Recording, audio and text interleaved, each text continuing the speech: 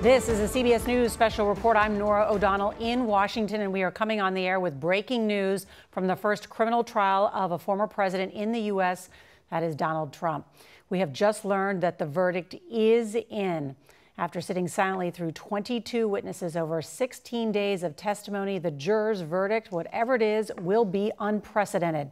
Just to remind everybody, Donald Trump is charged with 34 felony counts of falsifying business records, all tied to those hush money payments made to adult film star Stormy Daniels.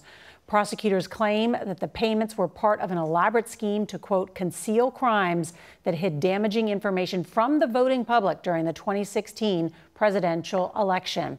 Now, what about these felonies? Well, each felony carries a potential sentence of up to 4 years in prison and a $5,000 fine. Now, if Donald Trump is convicted, prison time is not certain. That will be up to the judge during the sentencing. Let's go right now to Chief Election and Campaign Correspondent Robert Costa, who has been inside the courthouse today.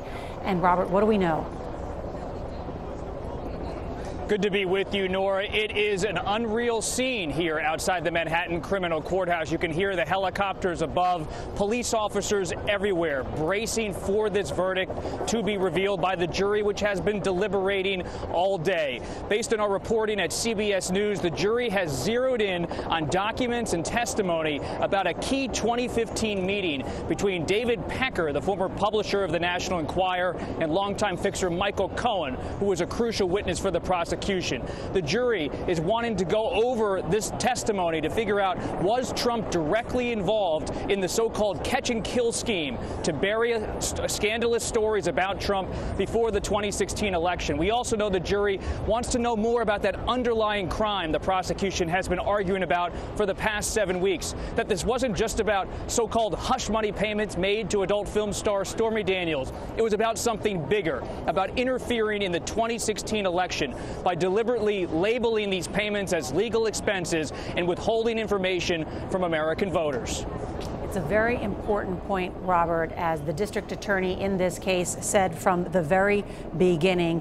In his words, this is not a case about money for sex. It's about conspiring to corrupt a presidential election and then lying on business records to cover it up. But the question for those 12 members of the jury was the intent question. And so that's what they have worked out on what we estimate to be about 10 hours of deliberation. Robert, I also understand from our team of reporters that are still inside the courtroom that Trump is sitting with his arms crossed. He's pouting, he's staring at the judge, and it feels tense inside the courtroom. You've watched Donald Trump over these past 6 weeks and have been in close contact with officials close to him.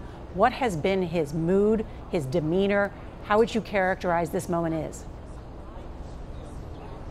Nora, I can't underscore the drama of the past 15 minutes. It was just 15, 20 minutes ago that many people inside the courthouse behind me, including our own reporters, members of the Trump team, members of the prosecution, believed the jury would be deliberating till about 4:30 this afternoon and then break and then resume deliberations on Friday. Then a sudden turn. A verdict was made. A verdict was decided. It has not yet been revealed. Everyone called back into the courtroom. Trump was confident all day. We saw him mingling with his staff, talking to family members in the holding room as they waited for the deliberations to be over. He has to be here at the court as the jury deliberates, but he was in an upbeat mood. That has turned. The verdict is now coming, and this is more than just a legal battle for former President Donald Trump. He is the first former president of the United States, any American president, to face a historic criminal trial. And this comes in the middle of a presidential campaign against President Joe Biden, whose campaign has been here in recent days in Lower Manhattan. Everything's on the line right now for Trump, the former president of the United States. Will he serve jail time if there is a guilty verdict? He could get probation, but a prison sentence is possible. And this is someone who just said minutes ago to reporters he wants to campaign. And this has already been a burden, a real political cost for him, costing him time. Robert Costa, thank you. And we should note that the picture you are looking at right now is a live picture from right outside the courtroom where we have seen Donald Trump appear some days at the end of the trial or before to make statements about what he has called a witch hunt going on inside. Want to bring in our chief Washington correspondent, Major Garrett. We've been to places in history that we've never been before with Donald Trump, twice impeached. Now is likely to become, or could become, I should say, the first president tried in a criminal trial to either be acquitted and found not guilty or guilty. We just haven't been here before in this.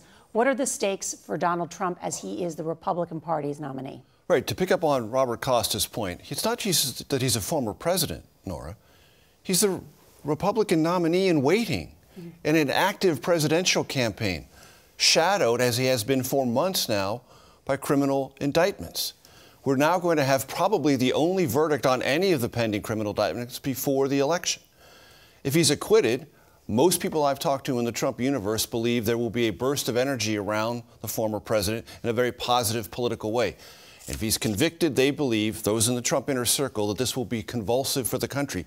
Because at least a third of the country, Nora, and maybe more than a third, believe this entire case should never have been brought in the first place, agree entirely with the former president's orientation to this, that others looked at this and didn't seek to prosecute this, that this is a legal reach to take a business records case, attach it to a felony in a campaign context, which has never been prosecuted before in New York. They agree with that orientation to this. And if he's convicted, those in the Trump inner circle predict a convulsive reaction.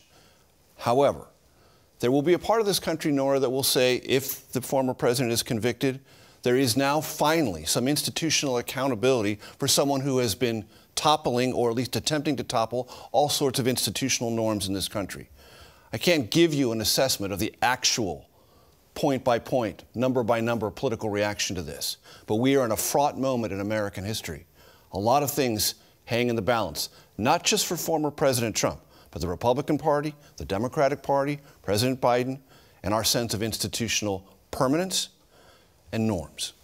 No doubt, and this is day 2 to remind everybody of the jury deliberations. And just a short time ago, we got word from the judge that a verdict was in. Judge Merchan saying the jury has a verdict, but we would like an extra 30 minutes to fill out forms if that is possible. Want to bring in a former Manhattan Assistant District Attorney and CBS News legal contributor, Rebecca Roiphe. She joins us now. And Rebecca, this 30 minutes, of course, everyone is waiting to hear what this jury has decided first. 10 hours over 2 days. The number of questions that they asked to get clarification on. What do you think that tells us about how this jury may be leaning? You know, it's always impossible to know what a jury has decided until that verdict is actually read. However, this was an incredibly quick deliberation over 2 days. As you said, only about 10 hours of deliberation. It looks like the jury was thinking carefully about the testimony and about the elements that needed to be proved beyond a reasonable doubt. But, you know, generally speaking, when verdicts are rendered this quickly, it usually is a sign that is positive for the prosecution, because it normally takes far longer for 12 jurors to agree to acquit than this short amount of time. But of course, really, that is pure speculation at this point. Let's also bring in Caroline Pelosi. She is the criminal defense attorney and a lecturer in law at Columbia Law School. And Caroline, good to talk to you. Just on this matter, falsifying business records in New York, that is a misdemeanor, but it can be elevated if, in fact, intent was used to conceal another crime. That's why this case is relevant, because the prosecutors made the case that there was intent, of course, a campaign finance violation. To their words, they said it could have tipped the election. What do you see that the jury has come back so quickly? That's right. I really do agree with Rebecca. I think the swift nature of this verdict and the fact that we didn't get any other notes from jurors saying we're having trouble coming up with a unanimous verdict, something of that nature. We were bracing ourselves for something along those lines. I agree. This feels like guilty verdicts are on the way. The object crime that you're talking about there is a New York State conspiracy to violate election law, and that is by influencing an election through unlawful means. And we saw that the jurors requested rereads of testimony, David Pecker's testimony regarding that 2015 Trump Tower meeting in which the prosecution alleged this plan, this conspiracy was hatched. So I think that we are seeing sort of the pieces of the puzzle come together for that object crime, making this what was in one case a misdemeanor, now a felony crime, falsification of the records in furtherance of hiding this New York State election law conspiracy. Any moment now, we could get the verdict in this case against Donald J. Trump, these 34 felony counts. The jury had asked for an additional 30 minutes. That time has passed, so we are on standby to find out what these 7 men and 5 women have decided in this case. There are also, we should note, 2 lawyers who are on this jury as well. Let's bring in Jan Crawford, who is our chief legal correspondent, also covers the Supreme Court. What do you see about today as we await this verdict? Well, I mean, following up on Major's point, I think what is so extraordinary is this was kind of seen as maybe the weakest of the cases that could have been brought against former President Trump. The main case being, of course, potentially the prosecution for his attempts to overthrow the 2020 election. That case has kind of ground to a halt as it is now before the Supreme Court on whether or not he is absolutely immune from prosecution there. We're awaiting a decision from the court which could determine whether that trial will go forward. It could be potentially impossible for that prosecution. So we could be in a situation where out of all the cases, the classified documents case, the January 6th potential prosecution, in this case, this could end up being the only case against former President Trump to go to trial and potentially merit a conviction. And to Major's point, that could land in ways that we cannot possibly imagine. A former president being convicted on charges that are novel in some cases, considered weak by many legal commentators, and multiple grounds for the president to argue on statutory and constitutional grounds that he is going to appeal this and fight it in the appellate courts. Donald Trump and his attorneys are in the courtroom. The judge is in the courtroom. The jury is being brought in. We are just minutes or seconds away from a verdict. And of course, as soon as we know that information, we will share it with you. I think one of the key questions likely that our viewers may have, if Donald Trump is a convicted felon, he can still run for president. Does it mean he will go to jail? We don't know, because the judge has discretion. As a matter of fact, in the closing arguments, but he could. Yes, he could. I mean, that's out there on the table. But in the closing arguments, former President Trump's attorney, lead attorney, was harshly criticized by the judge for injecting into his closing argument something that defense attorneys know they shouldn't inject, which is, you can't send a former president to jail over this. And the judge said, wait a minute, you can't talk about that. First of all, it's a discretion in my hands. And second of all, you can't talk to a jury that way in your close. But the former president's legal counsel injected that, I believe, as a safe harbor to tell the jury the stakes are so high. Tactically, I believe the jury knew that going in. The jury has known from day one the stakes are enormously high. One other point, talking about this 2015 meeting in Trump Tower. The prosecution said that's where this began, and it took on incredible relevance in the final weeks of the campaign, which I remember vividly, Norah, because I was covering it day by day, when the status of Donald Trump as the Republican Party nominee was thrown into great distress by the Access Hollywood tape and everything that flowed from that. I think it's very important that you bring this up, because people say, I don't understand why this is relevant. This relationship that they had 18 years ago, why is this coming up now again? Because it was. October was when the Access Hollywood tape came out. Yes. Donald Trump's team was worried that this would completely derail his chances in beating Hillary Clinton. There were this is public the calls motivation to squash and lots stories of about these affairs. behind-the-scenes conversations about, is there an alternative? Should Mike Pence become the nominee? For the one and only time in that campaign, or his presidency or his post-presidency, Donald Trump publicly apologized. He recorded what was described in gallows humor by Trump aides that time as a hostage video to say, I'm sorry for this locker room talk. That shows the depth of distress within the Trump campaign over that particular time.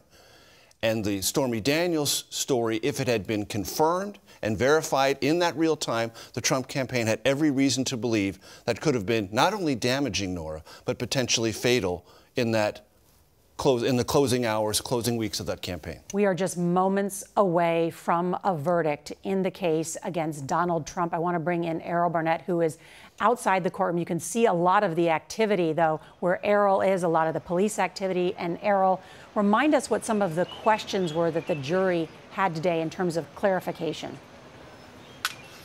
Norah, that's what's so interesting. It was yesterday, after only approximately 4 hours of deliberating, that the jurors had notes for the judge. They needed instruction from the judge on what it meant to infer something. They also wanted instructions as to how to value Michael Cohen's testimony, considering he was an accomplice to this alleged crime. They also wanted 4 additional pieces of testimony as it related to David Pecker, a close confidant, and someone who testified that he's still a friend of Trump and considers him a mentor.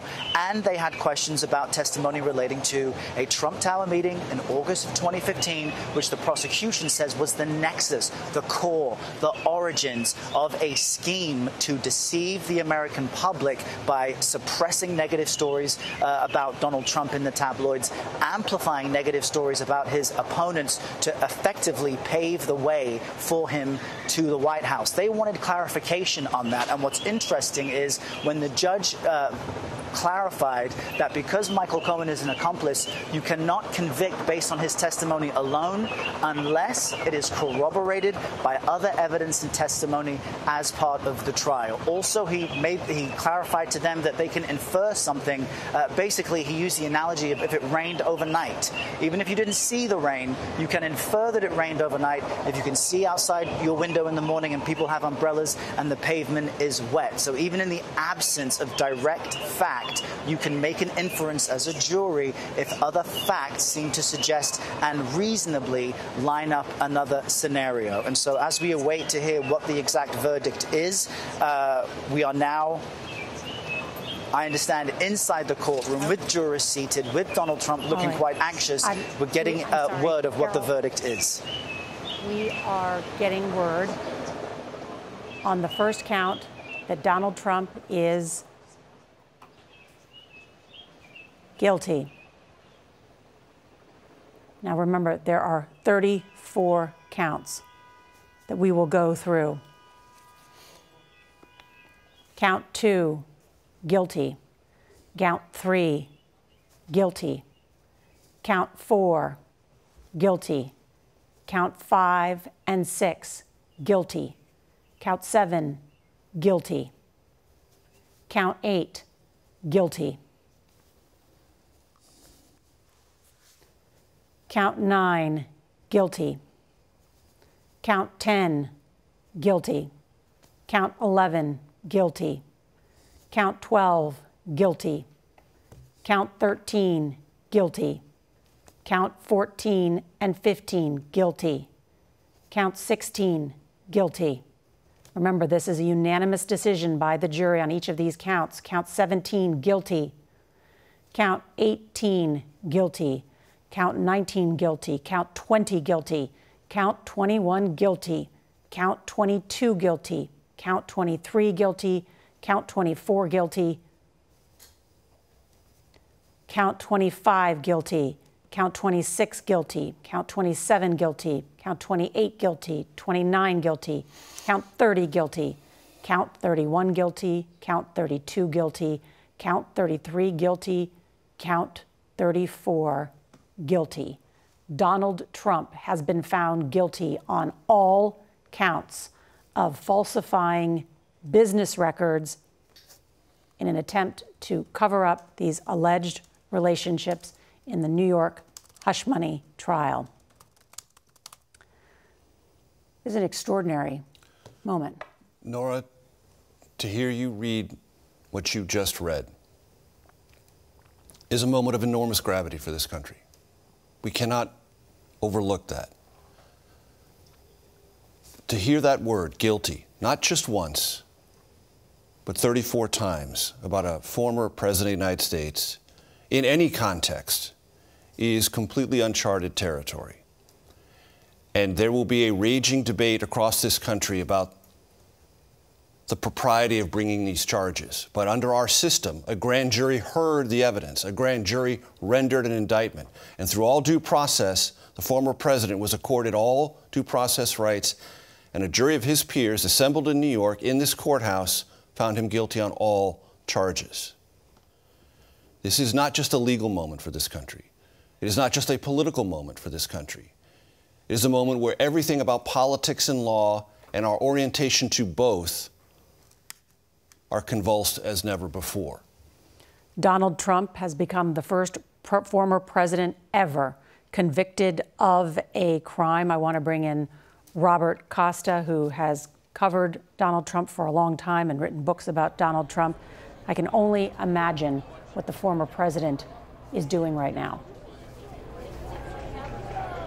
Norah, this is the conclusion of a trial, but it's only the beginning of a fight. I've already gotten new reporting from Trump's sources. They are planning to appeal this decision as much as they can, and they plan to mount a grievance war across the country. To echo what Major said, this is a moment of seriousness for the country on a legal, political, and Democratic front, because you now have a presumptive Republican nominee who will be mounting an appeals process as he heads toward the Republican convention, and he has the Republican Party behind him. It was here in the park, steps away, that the Speaker of the House, second in line to the presidency, Mike Johnson, came here to say, "We stand with Trump." So many have come here wearing red ties and saying that Trump is our candidate, regardless of whether he's convicted of a crime in New York City. Here in deep blue Manhattan right now, there were cheers that went up in the park around us as the conviction was made clear to the crowd that has been gathering here. But from Trump supporters across the country, there is anger and frustration right now. And Trump campaign officials are arguing this is going to make Trump stronger inside the party. But now, as a convicted felon, it could raise new questions about maybe not his nomination for the Republican Party, but Democratic sources really believe some swing voters in places like Michigan, Pennsylvania, in the suburbs across the country might start to say, do we really want to have a convicted felon in the White House? It's a tag that Trump can no longer escape. It's an important, we're talking about a legal issue right now, but a political issue as well, as you point out. I want to go straight to Errol Barnett, who is right outside, who can give us a sense of what's happening there outside the courtroom. Errol?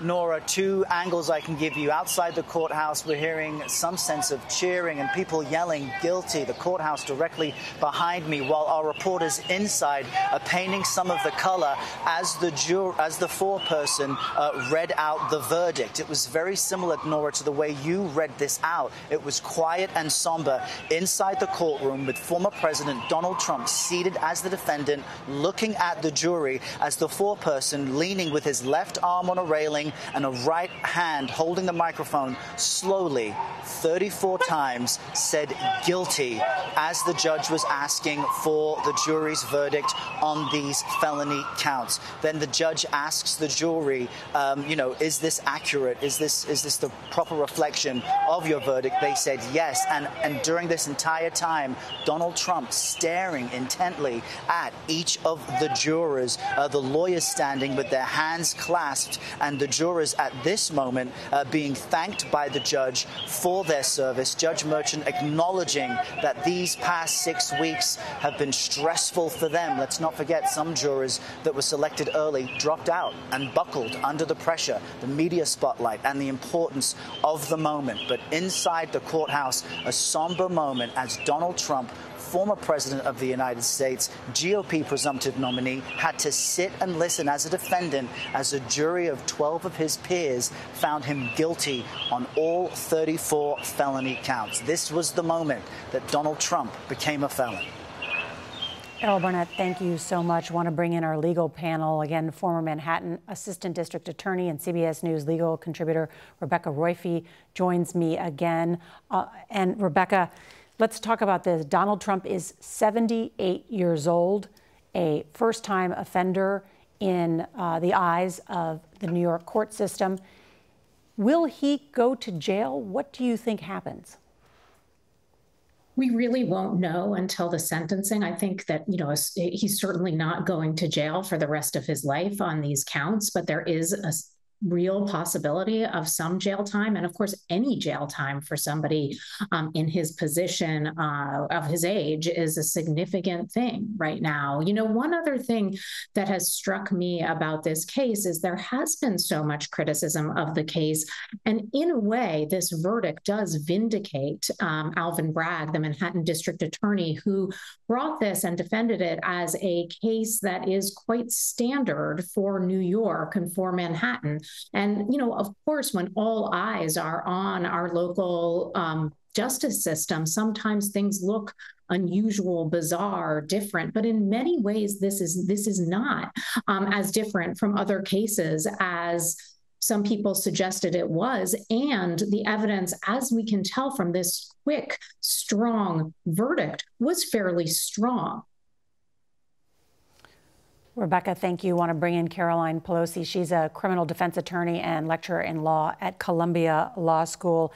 And on that same point, Caroline, because I think people want to know not only what happens to Donald Trump, what happens in this presidential election, which is now 6 months from now. The question before the judge in terms of sentencing, prison time, or there could be probation, right? What are some of the things that the judge will consider? Absolutely. It is within the judge's discretion. There is no mandatory minimum jail sentence for these crimes. I totally agree with Rebecca. This is a huge win for Alvin Bragg. This case had a long and winding road to get here. Remember, it was called the zombie theory. It just wouldn't die. It spanned over two different district attorneys. People resigned in protest for the ways that they felt about whether or not the case was being brought. But this will mark the beginning of a lengthy appellate process. I like to point to the Harvey Weinstein verdict being overturned. That took soup to nuts 4 years. Justice takes time. So there are, many legal issues here that I think are ripe for review. I don't know that any will take the day, but certainly there are meritorious arguments to be made.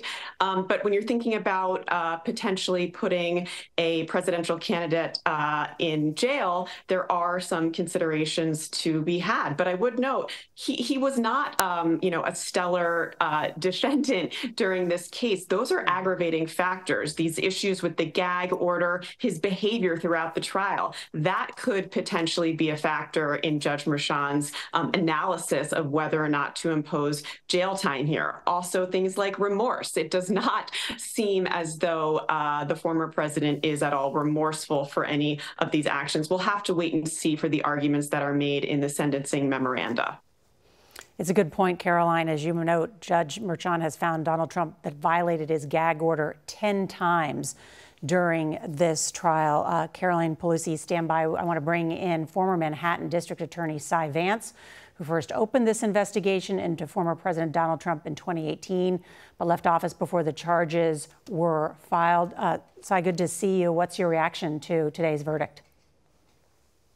My reaction is a huge congratulations to the assistant DAs and to Alvin Bragg for the amazing job that they've done in trying what was a very difficult case, a complicated case. And I think from an outside perspective, because I wasn't in the courtroom, I think they tried it almost flawlessly. So it was an important case.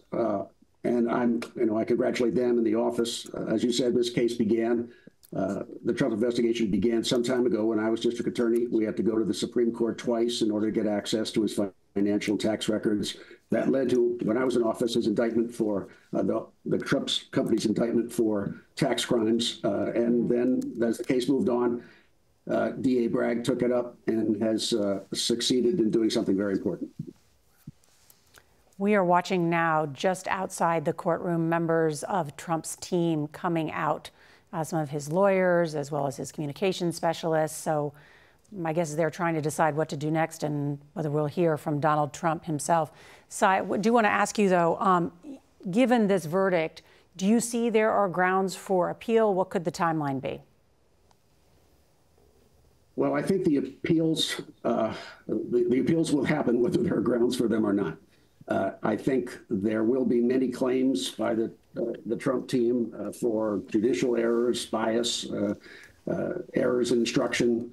I think the appeals will come from all sides, but I think that by no means are those appeals certain to prevail. And at the moment, I think what we're seeing is a sad day in the sense that a former president has been convicted.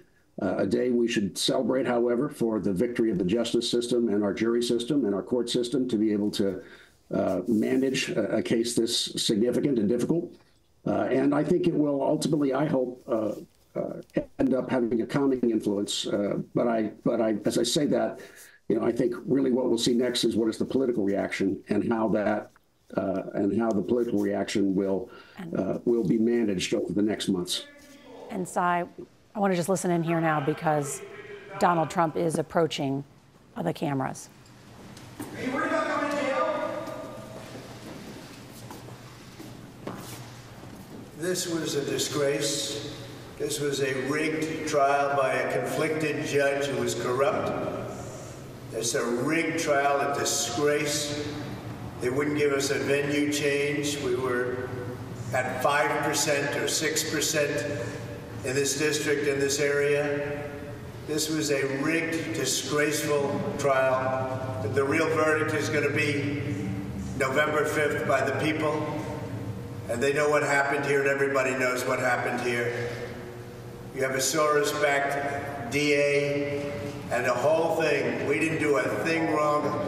I'm a very innocent man, and it's okay. I'm fighting for our country. I'm fighting for our Constitution. Our whole country is being rigged right now. This was done by the Biden administration in order to wound or hurt an opponent, a political opponent. And I think it's just a disgrace. And we'll keep fighting. We'll fight till the end, and we'll win, because our country's gone to hell. We don't have the same country anymore. We have a divided mess. We're a nation in decline, serious decline. Millions and millions of people pouring into our country right now from prisons and from mental institutions, terrorists, and they're taking over our country. We have a country that's in big trouble. But this was a rigged decision right from day one with a conflicted judge who should have never been allowed to try this case, never. And we will fight for our Constitution. This is long from over. Thank you very much. Why should voters vote for a convicted felon? And there you have it. Donald Trump calling this a rigged trial. We're hearing from sources close to him they do plan to appeal. The sentencing, we have learned, is going to be on July 11th at 10 a.m., where the judge has discretion. Each of these counts, my understanding, can carry as much as 4 years of jail time, as well as thousands of dollars in fine. Just want to quickly fact-check something that the former president said. Scott McFarlane is with us. Donald Trump has repeated that this was launched by the Biden administration, but we should just clarify that so that people don't think this is something that Joe Biden initiated. This is a grand jury, and this is a jury of his peers who did the work in this prosecution adjudication. But it's not just Donald Trump, Norah. It's his allies. The House Speaker, Mike Johnson, has just released a statement saying Democrats cheered as they convicted the leader of the opposing party. Elise Stefanik, who chairs the House Republican Conference, said this is a Biden administration prosecution. Not only is this not federal, this is a local prosecution, but this is not a Democratic Party process. But that date really jumps out at me, Norah. July 11th for sentencing. That's 4 days before the Republican National Convention. Wow. Opens in Milwaukee, swing state. And to Scott's point, and we should not overlook this, Norah, the politics of this will rage from this moment forward. And those who support former President Trump will regard this as a New York matter and a Democratic matter, not an American matter. They will be offended by this, and they will, to the former president's point, try to rally their supporters and other like-minded Republicans and others on November 5th. The former president has a very serious legal problem. He is trying to remedy it through politics. I want to bring in Robert Costa, who is there outside the courthouse. And Robert, you could hear how angry Donald Trump was in those comments. What are you learning? Norah, just seconds ago, got off the phone with someone very close to former President Trump, said he was expressing his anger, his fury about this verdict. Even before it was read, he was predicting to associates that he believed that this trial was a disaster and that he was going to fight it all the way through appeal. He was already signaling to some of the top Republicans in the country in the past hour that regardless of what happened, he wanted them to be with him. He believed they would stand with him. And he is really preparing his allies, tell me just now, to fight this all the way and to use this as a political weapon against President Biden.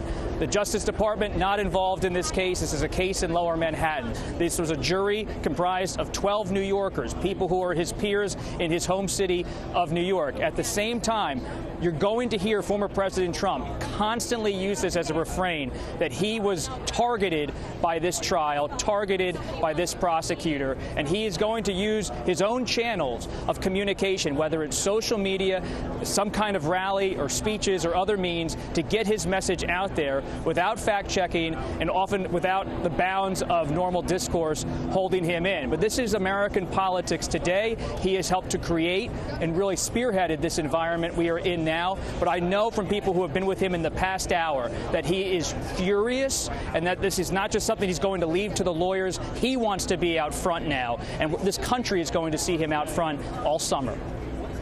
Want to bring back in former Manhattan District Attorney Cy Vance and give you the opportunity, sir, to respond to those charges that this case was a disgrace and that was rigged and brought by the Biden administration. Well, certainly the origins of this case, which was when I was district attorney, had nothing to do with the Biden administration. And I don't think anything changed with regard to DA Bragg taking over and developing his separate case out of where the case began with us. I think what you're going to, your panelists have got it completely right. This is now going to go into the streets. It's going to be a matter of politics. I think the president will take this to the Supreme Court, where I think he hopes that it will finally receive the kind of audience he wishes he had in a jury. And that's going to be taking some time. But it's a great day for the DA's office in Manhattan. I'm proud of their work. I'm proud to be associated with the office. And I think this is a controversial case, but tough cases are controversial. And they did a fabulous job under a lot of pressure and under very bright lights in the public. And Cy, explain that. How does a state case make its way up to the Supreme Court? Well, the Supreme Court has issued rulings in many state cases. It will go through the state appeals process, and then after the Court of Appeals, assuming the courts of appeal in New York do not overturn the verdict, and former President Trump will take his best shot at each level and take his best hard shots, then they will appeal to the Supreme Court to accept certiorari, which is a fancy word meaning the Supreme Court agrees to hear the case, and that's the straight path, either through the state system or the federal system, where a defendant has the opportunity to at least ask the highest court in the land to consider reviewing the case. Cy Vance, thank you. I want to bring in Jan Crawford, who covers the Supreme Court for us. Explain that process, but also, I mean, we're talking again, right, as Cy Vance noted, this will go to the streets, but there's still more to do in the courts, and we're still awaiting decisions from the Supreme Court as well on other matters. Well, sure. The Supreme Court right now has 2 other cases involving former President Trump, but they're both related to the prosecution of Trump for his efforts, allegedly his efforts, to overturn the 2020 election here in Washington on January 6th, largely, and whether he's absolutely immune from prosecution for those actions. That's what the court's deciding now, and whether that case can even go forward. And if it can he be charged and other January 6 defendants be charged with obstruction? Major legal issues for the former president and, of course, the court to decide between now and the end of June. But right now, those are going to take a back seat because what many people had hoped to see, certainly Democrats had hoped to see, was a conviction of former President Trump, and they got that. So I think whether or not there was going to be a trial or not on the January 6 efforts. All right. And I understand we've got some new information coming in from Ed O'Keefe, who is at the White House for us. Ed, what are you learning? Are we going to hear from President Biden? We are not going to hear from President Biden, but we have a written statement from him. Norah, I'll explain why we won't in a moment. In his statement, he says In New York today, we saw that no one is above the law. Donald Trump has always mistakenly believed he would never face consequences for breaking the law for his own personal gain. But today's verdict does not change the fact that the American people face a simple reality. There's still only one way to keep Donald Trump out of the Oval Office: at the ballot box. Convicted felon or not, Trump will be the Republican nominee for president. The threat Trump poses to our democracy has never been greater, the president says in his statement from his campaign. He says Trump, quote, is running an increasingly unhinged campaign of revenge and retribution, pledging to be a dictator on day one and calling for our Constitution to be terminated so he can regain and keep power. A second Trump term means chaos, ripping away Americans' freedoms and fomenting political violence, and the American people will reject it this November. The president is at his vacation home in Rehoboth Beach, Delaware today, marking the 9th anniversary of the death of his son, Beau. We saw him briefly this morning in Wilmington, Delaware, at a church service with his family, and they stopped by a veterans memorial before he headed to that beach home. He's expected back here tomorrow for a few events for a few hours. His campaign and here at the White House, they have stressed that the president was likely to say something in some form, but not necessarily make a big deal of this. And isn't it telling that both the convicted former president and the sitting president have said the same thing, that ultimately the American people get to make this decision in November? Norah? Ed O'Keefe at the White House, thank you. Want to go back outside the courthouse now to Robert Costa and Graham Cates, who have been covering this case so closely. Graham, I know you were inside, just made your way out. Give us a sense of what was happening, the mood there, and the demeanor of the individuals. As the jurors walked in, neither Trump nor the jurors looked at each other, which is different than earlier in the day. Trump had usually stared and kind of studied the jurors. And then as the foreperson read for each count, guilty, guilty, guilty, Trump stared straight ahead. He appeared emotionless.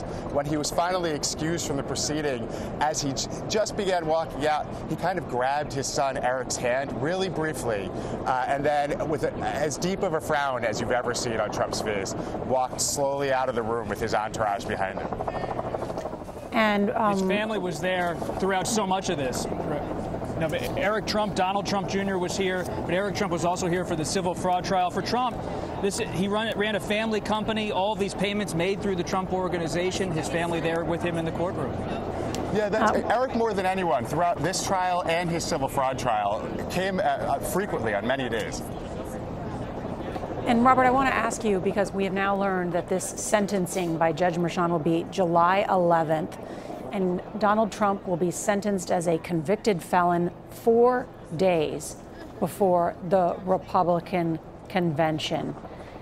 Can you run a presidential race just on grievance alone? I mean, how will that change the dynamics, the contours of this race?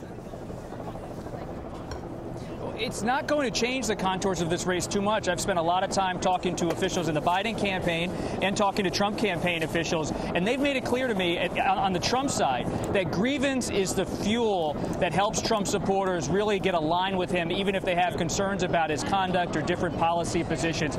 But Trump's also running a campaign concurrently against President Biden's record on the economy, about border security, railing against the president's policy on immigration. So in many respects, he's running a traditional Republican campaign, and that's why he has the Republican Party ensconced in his grip. He is someone who has the speaker, so many senators saying, "We're with you, Trump," nodding along. They almost forgive his grievance because they believe he's able to put together a coalition of populism, nationalism, and anger that will propel not only him to the White House, but them. And that's really the calculus here for so many Republicans at the highest level I'm speaking with. They're staying with Trump because they believe he still is, even as a convicted felon who might have a prison sentence as he approaches the Republican convention, he still is their path to power. I think this is a good time to go through some of the basic questions that are out there, because Donald Trump said that the real verdict will be on November 5th. That is now 159 days away. Major, he can run for president as a convicted felon. Absolutely. Right. Can he vote?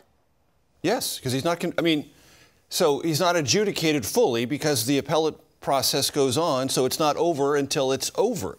And as Cy Vance indicated, that overness may take a considerable period of time because the former president will try to find every venue possible, legal, to reevaluate and possibly overturn this verdict. And in reading so until all that is done, he is a voter in good standing, to my understanding. There are former prosecutors who said that it's unlikely that a 77-year-old former president, since this is his first offense in this course, would be sentenced to jail. But it could happen. But could he be elected president while serving prison time? Well, obviously that's never happened, right? But there's nothing that we know of that would stop that from happening. And even if he doesn't go to jail, I mean, there's a number of other options available to this judge, including house arrest. So what does that mean for the campaign? I mean, it is almost inconceivable to kind of think about all, the road ahead for us now as this political campaign starts with a convicted felon that's potentially the Republican nominee. And our polling division and election analysts, Anthony Salvanto, Kabir, others, know how difficult it has been, impossible, Norah, to actually gauge what people's reaction is going to be if there was a conviction. We now are in the first hours of the country absorbing this. And all these questions now overhang a presidential campaign in ways they didn't 1 hour ago. And when people think about this, some will be enraged, some will find solace that there is accountability institutionally in our country and our system works, our justice system works, and others are going to ponder, well, my goodness, what does this mean if he is elected? And those imponderables now are realities. And how people process that and then decide their voting behavior from that is unknown territory, but it begins in earnest this afternoon. But, I mean, he set the ground yesterday for this, saying that Mother Teresa wouldn't have even beaten these charges and the system was rigged. And people will believe that. Some people will believe that, for sure. There are a significant number of people will believe that. You look at polling that shows a complete erosion of faith in our institutions across the board. Many people say that Donald Trump caused some of that. But when you hear Republican leaders right now in the House and Senate issuing statements saying this is a travesty, this is a pro-Biden judge, this was rigged from the beginning, a significant number of American people will believe that. You don't think it's a stretch to compare Donald Trump to Mother Teresa? Well, I mean, I didn't say that. I think he said that. Yeah. And there's going to be this process to try to discredit jurors. We've seen that in the previous prosecutions that are aligned to January 6th and the 2020 election, where they say it's a liberal jury in Washington, D.C., a liberal jury in Manhattan, almost like there's it is a liberal jury in Manhattan. I mean, I think that's hard to argue with. But for the moment the jurors met behind closed doors, you function as a jury. And the foreman had to get up, hold a microphone today, and announce a verdict against a former U.S. president. And there is always this concern. Anybody related with a nexus to a Trump case has the threat of being threatened, doxxed, or hassled. But, Jan, those jurors also swore that they could be impartial. Oh, absolutely. So just to say that they're from a liberal area that votes liberally and votes Democratic does not mean that they did not promise under oath that they would be impartial. And I certainly am not implying that. Yeah. I am saying that we have to acknowledge what the facts are, because those are facts that the American people are going to hear. To Jan's point, inferences will be drawn. Yeah. Inferences in the political dialogue across this country will be drawn about the composition of this jury and the location of this case. And the inferences will be drawn. And the judge, and why the case wasn't brought initially under the previous district attorney, and why the federal government didn't pursue these federal election charges against Trump. I mean, there's a number of questions that people are going to have. There's a number of questions that Trump is going to raise on appeal, starting from the very beginning with the indictment itself and how some of, what was some of those underlying object offenses. There are constitutional issues that he can raise. There is a lot there that he can use as this campaign unfolds to argue and point to that this entire prosecution was flawed from the get-go. I think we all have a lot of questions, too, about what happens next, not only in the political arena, but also what happens to Donald Trump. So I do want to bring back in Caroline Polisi. She, Caroline, the judge, as we've noted, has wide discretion over the sentence here. But do you think that Judge Merchan will sentence the former president to prison?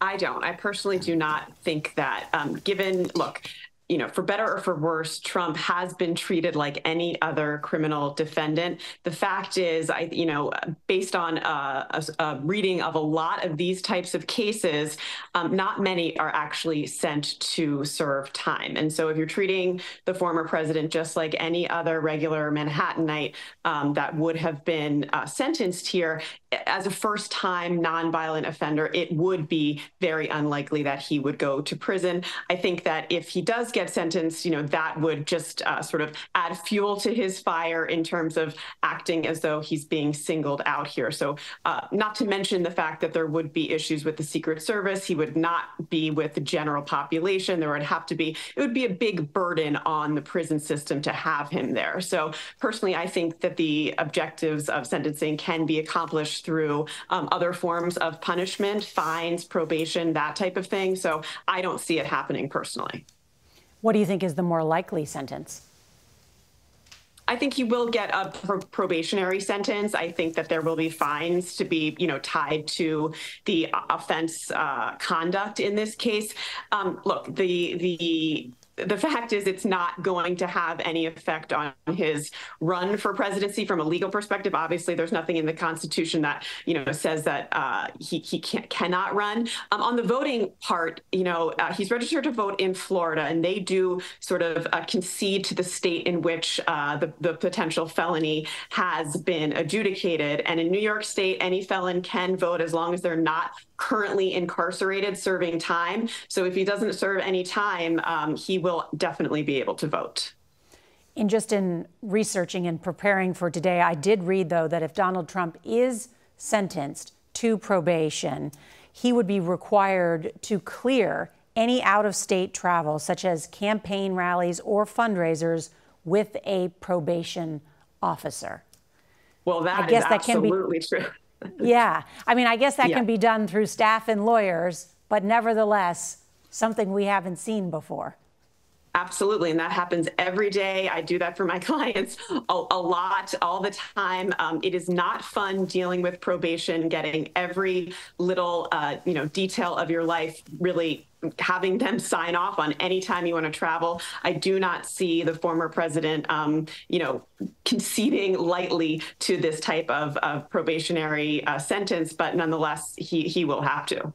And then finally, Caroline, on grounds for appeal, what do you think Trump's attorneys could latch onto? There are a lot of grounds for appeal here, starting with just the law, the statute under which the DA brought this case. There's been a lot said about this issue of unanimity among jurors. While the elements of the offense here were reached unanimously, there is this added little hook here that the object offense here, the New York State election law conspiracy, had to be done through quote unquote unlawful means. The jurors did not have to find unanimously with respect to what those unlawful means were. Remember, there were 3 presented to them: tax fraud, FICA violations, and other falsification of business records. I think there are potential due process issues in that statute. And then with respect to the jury instructions, they weren't allowed to bring them back with them. There will be questions on just how they arrived at their verdict. There is a lot here. I'm not convinced that any will take the day, but I do think that they are not frivolous arguments.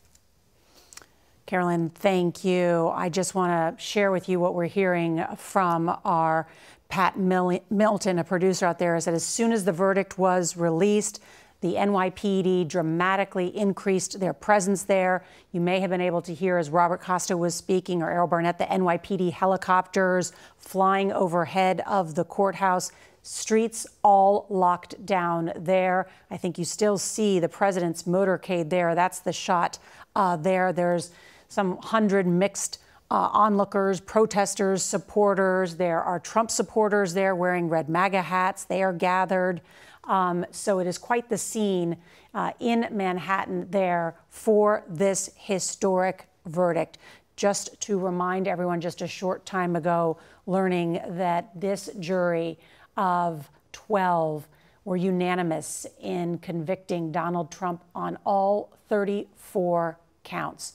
And Donald Trump will be sentenced now on July 11th. That date's significant, certainly, as he will become a convicted felon just 4 days before the Republican National Convention. And Major, I'm wondering what happens now in the next couple of weeks. Donald Trump can now campaign freely, which he has had trouble doing because he has had to appear in court every day. Right. So he can travel the country. We don't know what will happen on July 11th, but if he sends to probation, he could still be out there on the campaign trail. He could still be out on the campaign trail, providing it's approved through all the probationary processes, which is also uncharted terrain. And in the one sense that I think this trial matters politically is that for the former president, every day at the courthouse was a day to prepare for this day. He knew that charges rendered against him could result in a guilty verdict. So how do you prepare for that? You don't prepare for it psychologically, not if you're former President Trump. You prepare for it politically. And seeding the clouds every single day with deep-seated questions about the process and the orientation of the judge, the jury, the proceedings around it, some of it completely without factual basis, some of it driven entirely by grievance, some of it completely ignoring the underlying facts, but some of it based on his own gut sense that if he were convicted, what he had to do in that intervening time, however long this trial took, was prepare his supporters for the idea that if it was a guilty verdict, it would be on its moment deemed fraudulent and offensive to them. That's the political terrain that the former president has occupied every single day of this trial. And it now takes on greater significance because in his rhetoric, what I foretold has now happened, and I will campaign on that basis. I want to bring in Ed O'Keefe, who is at the White House and has traveled recently with President Biden out on the campaign trail. What are you hearing from Biden's advisors? Norah, we've just gotten off the phone with White House and campaign officials who tell us we will not see or hear from the president for the remainder of today. He remains at his home in Rehoboth Beach, Delaware, with his family privately marking the death of his son, Beau. Campaign aides stress that the reaction to this, whatever it looks like in the coming days, is expected to be modest because it is their view, based on polling done by us, by other news organizations, by the campaign, that this is not going to move large blocks of voters in battleground states in any real measurable way, that opinions on the former president are pretty much baked in. And to that point, we saw just minutes after this verdict, the former president send an appeal to his supporters to donate to his campaign, calling him a, quote, political prisoner. We saw the current president use his Twitter or X account to blast out a fundraising appeal to his supporters, saying this will all be determined in November. And so both of these campaigns now are preparing for just that. In the case of the Biden campaign, he was in Philadelphia yesterday speaking about the economy, trying to sustain support with black voters, and aides that I was just speaking with remind us the plan is to keep focused on issues like access to abortion rights, corporate greed. You're going into the month of June, so you're dealing with a lot of anniversaries around mass shootings, and that's expected to be part of his focus. And on the world stage, he'll be in France and Italy in the next 2 weeks, meeting with European leaders. There's news this afternoon from here regarding the expansion of the military operations in Ukraine. Just be presidential and allow that contrast to stand alongside what we're seeing on the streets of New York and continue to play out. I'm being handed a statement from the White House counsel's office, and this will stand, Norah, as the only official comment from the White House today. Spokesman for the White House counsel's office saying, quote, "We respect the rule of law and have no additional comment." Norah? Ed O'Keefe, thank you very much. I want to bring back in Cy Vance as we watch the president's motorcade leave the courthouse there. And Cy, thank you again for staying with us, and it's great to have your expertise as the former Manhattan District Attorney. So Trump would likely have to visit this probation office. Is that now? What is that like? Well, he, like every other defendant, is going to be interviewed by the probation department because the probation department makes a recommendation to the judge regarding sentence as a state organizational matter. I don't know whether that he was checking that box out while he was still in court. More likely, he was staying there because of the security issues that they wanted to have locked down between courthouse and his Trump residence. Yeah, and Cy, Major Garrett has a question for you. Cy, so good to have you with us. Yeah, could you, from your perspective, answer or inform parts of the country that hear former President Trump say this case never should have been brought?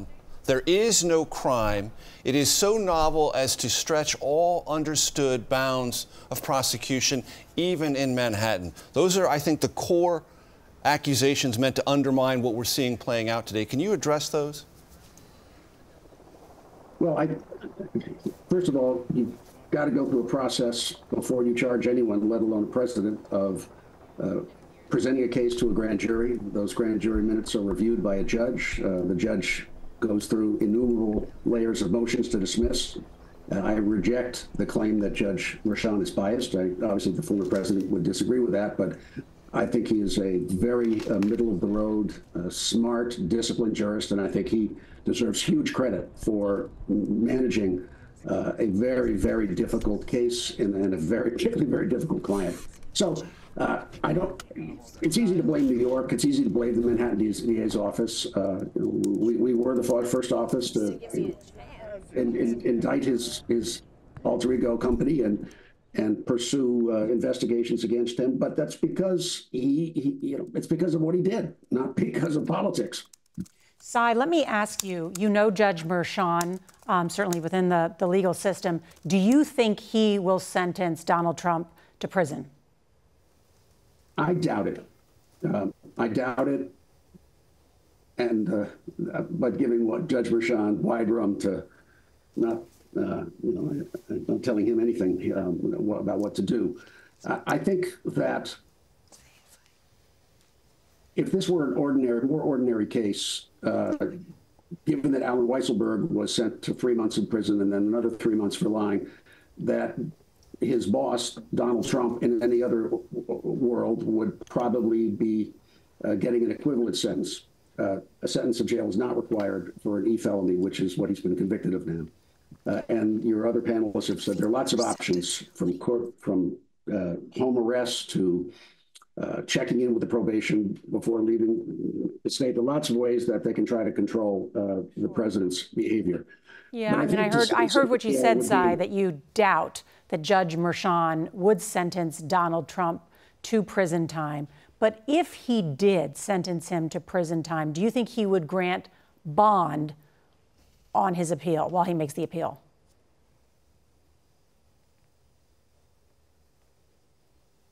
I honestly don't see a world in which Donald Trump is sentenced to jail. Yeah, I think that's an important clarification. Yeah, an important, and I appreciate that, Cy Vance. I want to just bring in Katrina Kaufman. She is also there outside the courthouse. And Katrina, I know you were inside. You saw Donald Trump up close. Share with us your reporting. I was sitting right there as Donald Trump exited the courtroom after this verdict, a very deep frown on his face, followed by his attorney, Todd Blanche, who looked equally upset, and his son, Eric. And as the jury had come into the room before to deliver the verdict, Trump was looking towards them, and none of them looked him in the eye as they walked by. And also, when each one was confirming that they agreed with this verdict that the foreman had read, he looked over at each juror one by one as they affirmed the verdict. His son, Eric, was sitting behind him that whole time, and when they got up, he and Eric had a little bit of a handshake before they exited the room. But I can't describe to you the feeling of tension as well as we waited for the verdict to come down. We got about a 20-minute warning from when the jury sent a note to the judge, and we found out. We were all just sitting there, and you really could have just cut through that tension with a knife. But clearly this was a very difficult moment for him. I was watching him as well as the verdict came down, and he just had this very blank look on his face. His eyes were so squinted that it was almost hard to tell if they were even open during part of the time that the foreman was reading that he was guilty on each of these 34 charges. Katrina, Thank you. And just to recap what we have learned in the last hour, this historic decision, Donald Trump found guilty on all 34 counts. This is the first time in history that this has happened with a former president. He is also the Republican nominee for president and will be sentenced 4 days before the Republican National Convention in Milwaukee this July, and just after a presidential debate as well, the first this summer against Joe Biden, which will be must-see TV, no less. I want to ask about that because I think many people look at sometimes, I just want to step back for a second. When we show national polls or you read about national polls about the mood of the country, those are the mood of the national electorate. But a presidential race is decided in battleground states. Sure. And it will be decided in 7 key battleground states, just like it was in the last election. And of those 7 battleground states, that's what we'll be looking at closely too, is does this sway that small percentage or two of voters either way? Does it bring some of Trump's supporters who've been on the fence and say, you know what, this was rigged. I'm really angry. I want to change the country. And they decide to come back. Or do some of those independents in these key 7 battleground states say, you know what, I kind of liked Trump. I like some of the things he did on the economy or on immigration, but this just can't go on. I will cast my vote for Joe Biden or I'll stay home. I mean, that's the question that confronts us now in terms of the political arena, correct? Exactly. And there's polling data in, let's just say, 3 of those battleground states, Pennsylvania, Michigan, and Wisconsin, that show anywhere from 10 to 15% believe if there's a guilty verdict, it might influence how they approach their vote. Well, that's not a sizable total in the 100% context, but in states like Wisconsin, decided by 20,000, Michigan decided by 180,000, Pennsylvania decided in 2020 by 80,000. Suddenly that number, that percentage of people whose votes actually they thought beforehand could be influenced and possibly negatively about Trump if he's found guilty. Well, suddenly that becomes very, very important for the former president and for President Biden. But I would say this about that polling data. It's instructive, Norah, but it is not reliable because until this moment happens, until this history lands before all of us, we don't know what our attitude is going to be. Now we're beginning that process. I'm interested what happens to the polls after this remarkable 3 or 4 weeks we're about to experience in America, where there's a presidential debate between 2 men who've had the job before, a president of the United States now out of office being sentenced for a felony, and then a Republican National Convention. And somewhere in between, we also could find out what the Supreme Court is going to let happen here in Washington on the 2020 election conspiracy case. And whether that trial will go forward. Whether it even goes forward. All of that happening in this finite period of time. And Jan, you cover the court so closely. What do you think happens with the Supreme Court? That they will say that he's not completely immune from prosecution? Because Donald Trump is saying he's absolutely immune from prosecution in the January 6th stuff.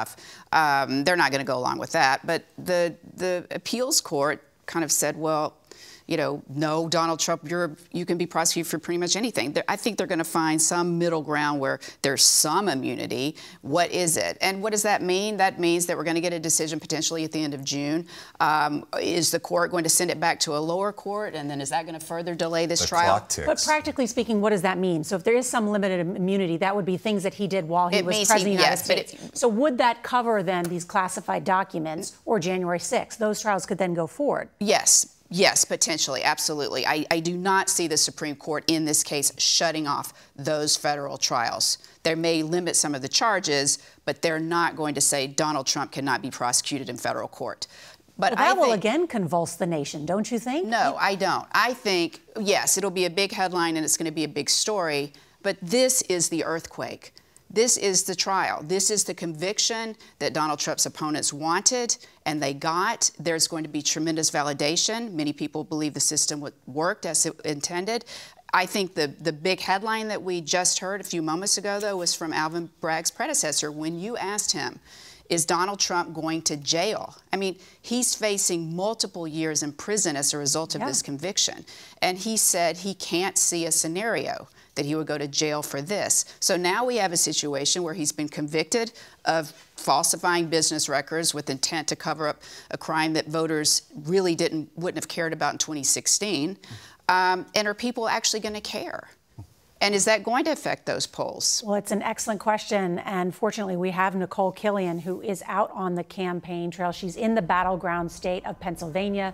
She's been talking to voters. And Nicole, I'm dying to know what you've been learning as you have been out there speaking with people.